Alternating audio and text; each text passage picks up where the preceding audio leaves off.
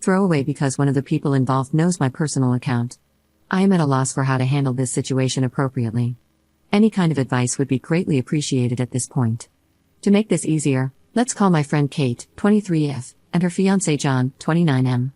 I, 21F, met Kate during my sophomore year of high school through mutual acquaintances. We became very close, so naturally, I was devastated when she moved several states away after graduating. Despite the distance, we kept in contact and remained as good friends as ever. About 2 years ago, my family happened to take a vacation in close proximity to her new home. So, we excitedly planned to meet. It felt amazing to see her again. We both dashed out of our cars, hugged, and squealed like stereotypical best friends. We hung out all evening and caught up in person. I also had the chance to finally meet her fiancé of 1 year. I had heard only great things about him, and he seemed very pleasant. Shortly after returning home, I received a text message from an unknown number. It was John. He thanked me for stopping by to see Kate, saying that it really lifted her spirits, and that he hadn't seen her so happy in a long time. Understanding the personal issues Kate had been struggling with lately, I told him I was glad to have helped. I assumed Kate had given him my number and didn't think much else about it. John would text me here and there about insignificant things. He'd mention a movie he and Kate were about to see and ask my opinion or suggest a fun new video game they'd bought. I would answer his questions or respond to his suggestions, but I never carried on a conversation beyond the original topic. John would attempt to keep me talking, but I always dropped off, partly because I'm not very big on texting. More than a year after seeing Kate, I received a very late-night text from John saying, "I miss you." Assuming he had sent this to me by mistake, I ignored it. Fast forward to a month or so ago, I took a weekend trip to visit Kate. We had been planning this get-together for a while, and I was super excited to spend some much-needed girl time with her. I had been anticipating a chill weekend with my best friend, but nothing could have prepared me for the Twilight Zone situation I was about to walk into. Kate and John picked me up from the airport, and I was made to feel uncomfortable almost immediately. John extended his arms for a hug upon my arrival, which I thought nothing of and accepted. He held me a bit too tightly and for a bit too long, then commented on how hot I looked. "Not nice or even pretty," he said. "Hot." I sort of just laughed awkwardly and looked toward Kate, who didn't seem to be paying attention at the moment. I pushed this aside, chalking it up to a social fluke on his part, and enjoyed the rest of my day with them. The daylight hours went smoothly, except for John suggesting several times that we all get drunk that evening. Not being a drinker, I declined, only to have him get a little pushy about it. I politely reaffirmed my decision, and he eventually dropped it. After returning to their home, the three of us hung out in the family room and watched some television. We all began talking and somehow got onto the topic of a pregnancy scare Kate had told me about a few months prior. John proceeded to tell me how stupid Kate was for the way she worried over a possible pregnancy. He said that he had told her several times that it was hardly possible and to stop being such a stupid effing spaz over it. He went on to say that it was her own fault for forgetting her birth control and that it was BS for her to then expect him to use a condom. I was entirely thrown off by the way he raised his voice and talked so rudely about my friend.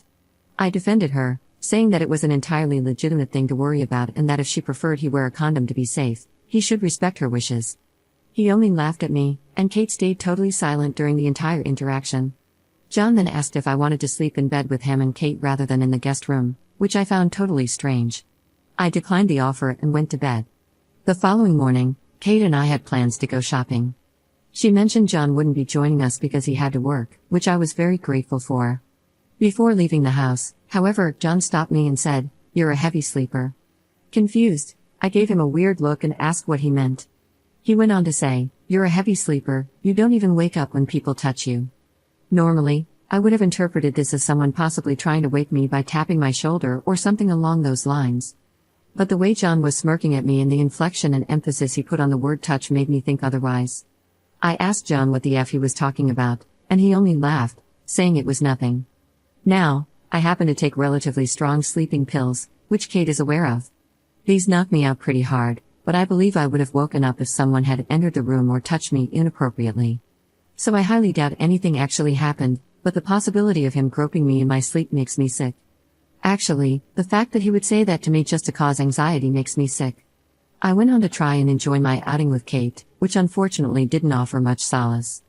While stopped at a red light, Kate and I sat quietly as a group of pedestrians crossed the street. Kate made a comment about how beautiful one particular girl in the crowd happened to be.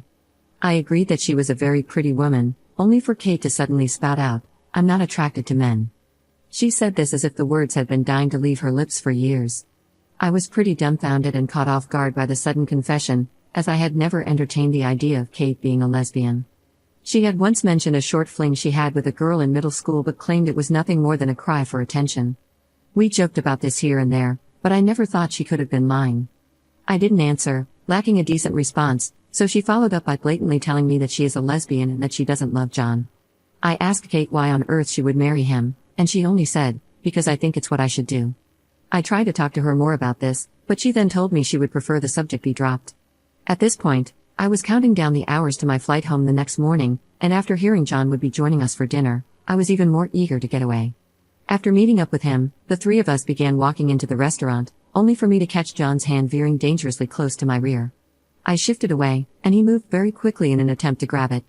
Luckily, I managed to jump to the side, leaving him with only his fingertips brushing my skirt.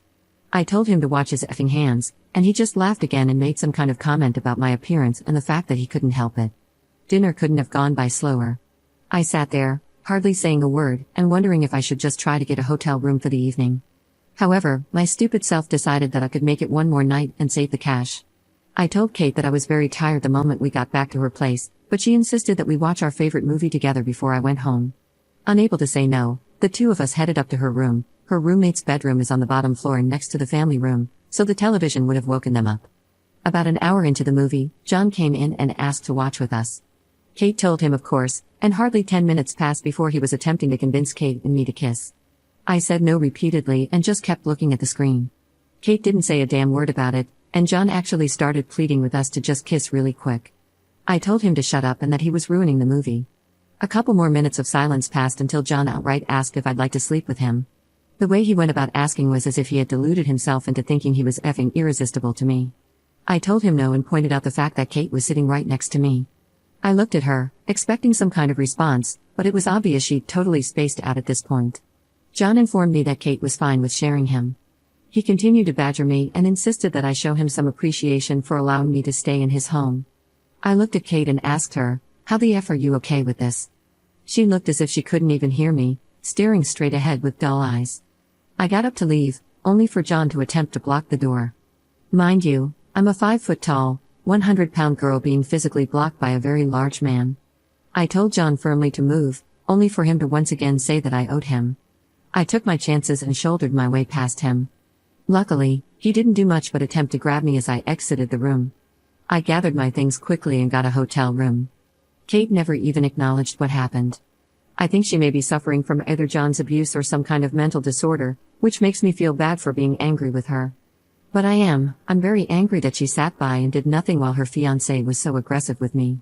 Kate is aware that I was SA'd in the recent past and therefore am sensitive to such pushy advances. I talk to Kate very sparsely, and she doesn't seem to understand why.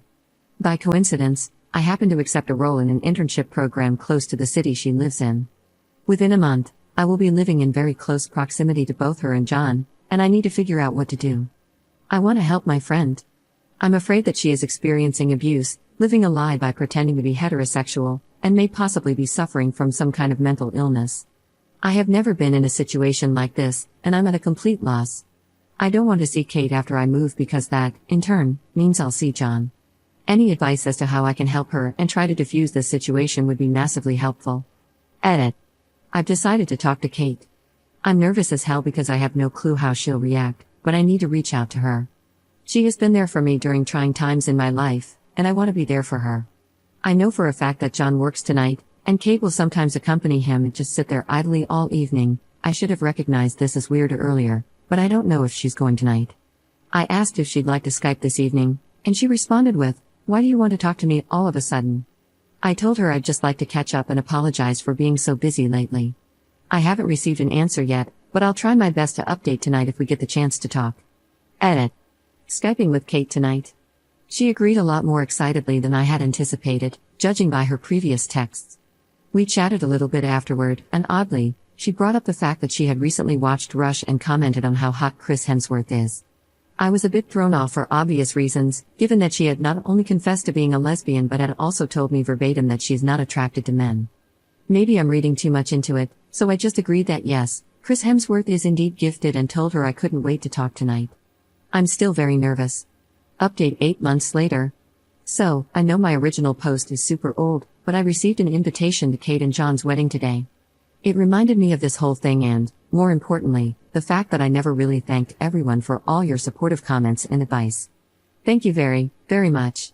Plenty of people had been asking for an update, but honestly, I became so busy preparing to move that Reddit was not on my list of priorities. So, onto the update. I went through with the Skype chat as planned. Luckily, I had successfully caught Kate alone. We small-talked for hardly a minute because my nerves were buzzing, and I wanted to get this over with. I jumped right to it and explained to her why I've been distancing myself, that John's behavior was seriously concerning. I listed the exact events that had made me feel uncomfortable, both for her safety and mine. She listened in dead silence, as I'm certain this had not been her expectation for our chat.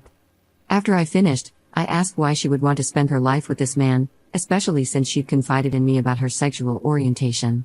Kate broke down pretty quickly, and to sum it up, she's been in love with me since high school. I can't put into proper words how I feel about this part. Yes, as some of you had suggested, Kate and John had been trying to set up a three-way the entire weekend I was there. I asked her whose idea it had been, and she said it was hers, but that John was incredibly excited at the suggestion. She admitted to having planned the entire thing out with John before even inviting me to visit. She said they planned to see if the intimacy would come naturally and then try to initiate if that were not the case. I asked her why she was okay with John acting so coercive, and she said he'd promised to make it happen no matter what after I hadn't caught the hint the past 2 nights.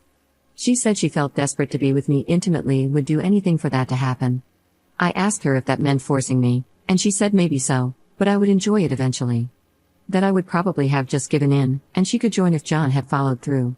Not gonna lie, this made me feel sick, but I set those feelings aside and told her very gently that I don't reciprocate her romantic feelings, but I still care for her as a friend. I told her that I feared for her safety and happiness and only wanted to help. Well, that completely flipped a switch. Honestly, I've never seen Kate angry. She's a passive person to a fault, but holy crap did she lose it on me. Kate did a total 180 and began making accusations that didn't make sense, that I was trying to steal John away from her and that I can't have him, that his sexual aggression towards me, as well as my past essay, was directly my fault due to how I dress and present myself, that all her insecurities are my fault because she has to put up with John talking about how I look and asking why she can't act more like me. I enjoy doing my makeup and hair, wearing dresses and heels when I go out, while Kate wears only baggy clothing and does nothing to her hair or face. It's always been this way. We just have different styles. Anyhow, she ended her tirade by telling me to unalive myself, so honestly, I hung up after that. I feel as though Kate is dealing with issues far beyond what I can assist with, and I couldn't continue speaking to her. My internship is over now, so I'm home and away from both of them. During my internship, they both attempted to contact me multiple times, but I always deleted the messages. Kate simply ignored what had transpired between us and asked why I wouldn't speak to her. Then John made a few jokes about kidnapping me. I only saw the both of them once during my entire internship.